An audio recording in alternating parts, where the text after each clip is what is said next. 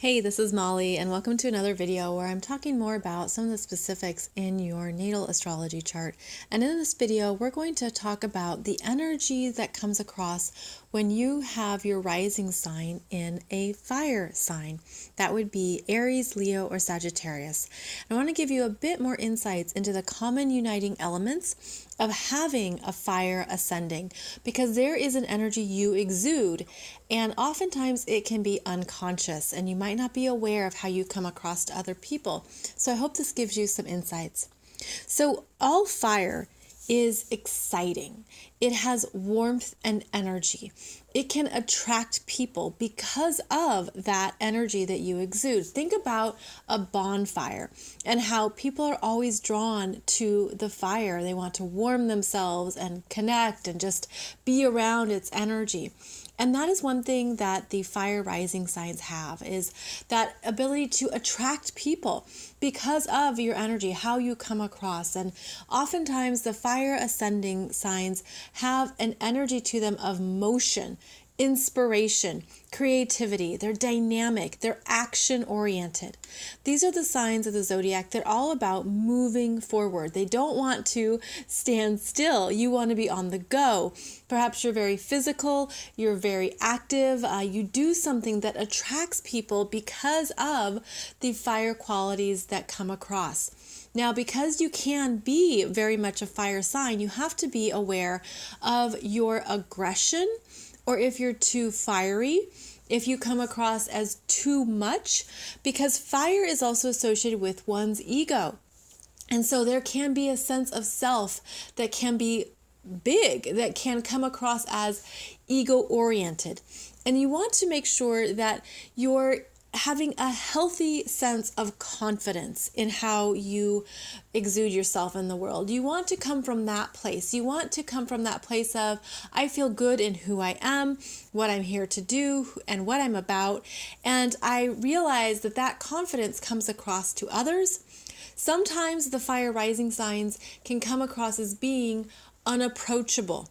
Because fire, you can get burned by fire, right? Some people maybe think that you come across too big, too much, too confident. And of course, this is just your rising energy. This is just your rising sign where before people know you, before they understand who you really are.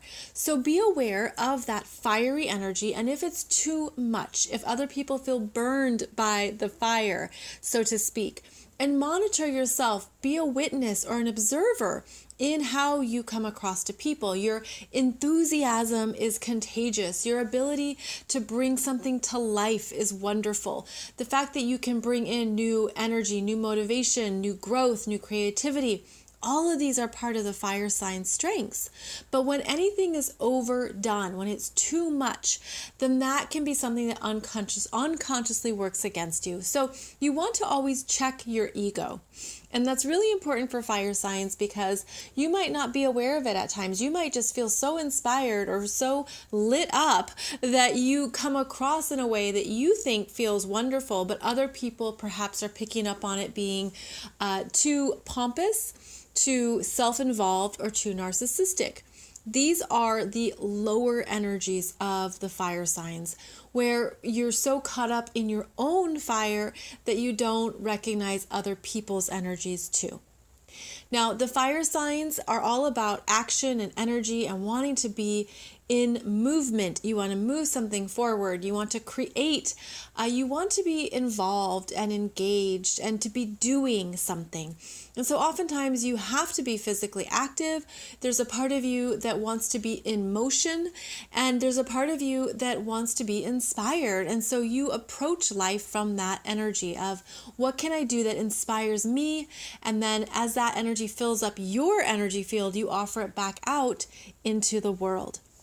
Fire signs are wonderful motivational people, and you might find yourself giving others pep talks or insights or helping them feel stronger, more alive, more creative, more inspired. This is what the fire signs offer us, is that they bring other people to life. They raise other people up. And just as a fire is meant to burn up and the flames go up into the sky, that's what you do. You have the ability to inspire others.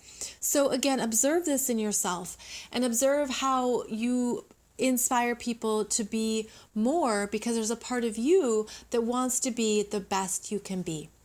Fire signs are blessed with confidence in how they appear to other people. So own that and embrace that part of yourself. Have that be something that feels strong in you. Have it be an energy that you can harness and claim, opposed to something that burns wildly out of control or is off-putting. Now, the interesting thing about having a fire rising sign is that it means your 7th house, known as your descendant, is ruled by an air sign. And that's because air signs are always opposite of fire signs. So in your chart, your 7th house is ruled by an air sign, either Gemini, Libra, or Aquarius.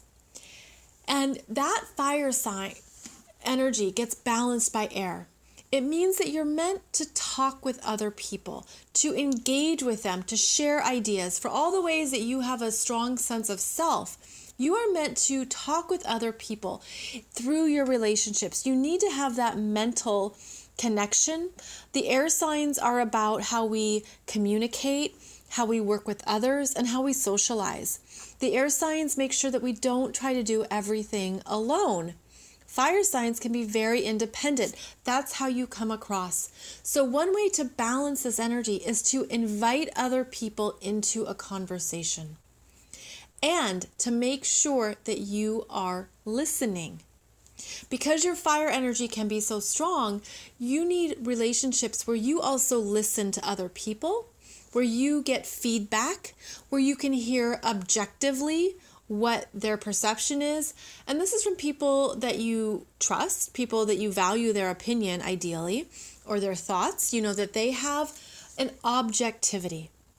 See, fire signs can be subjective. You can be very much about how you are inspired in the moment, how you're motivated, how you want to do something.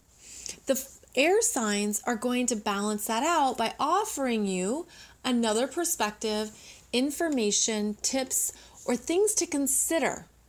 And this happens through other people. So not only is it important to know about your own energy and what you put out into the world and how you come across, but know that there is value in talking things through. That even if you want to be in action and that is comfortable for you, your astrology chart is balanced by talking things out, taking a pause before moving forward, ensuring that you don't always have to do everything alone, that other people are on your team and on your side, and there's value in relationships. There's value in those relationships with people that you can share and have good quality conversations with. So the air signs are important for fire rising because they make sure that you're aware of the other side of the coin, so to speak. And the air signs are good for understanding that, you know, we need more air to create more fire. So they are supporting that part of you. Another thing to remember is that the 7th house, or the descendant, is your mirror energy, and it can be the unconscious parts of yourself that you're not aware of, and you experience them through other people. So as you exert your energy out into the world and you attract people who are inspired by your light, inspired by your energy and your momentum and what you are, energized to do, remember to talk things through, and remember that when people give you their thoughts, their insights, their ideas, and they want to communicate, that they're representing another part of your own energy field that wants you to listen and to communicate with them. So I hope this has given you some good insights into how to embrace and work with your fire sign rising, and I look forward to connecting with you in another video very soon. Thanks, friends.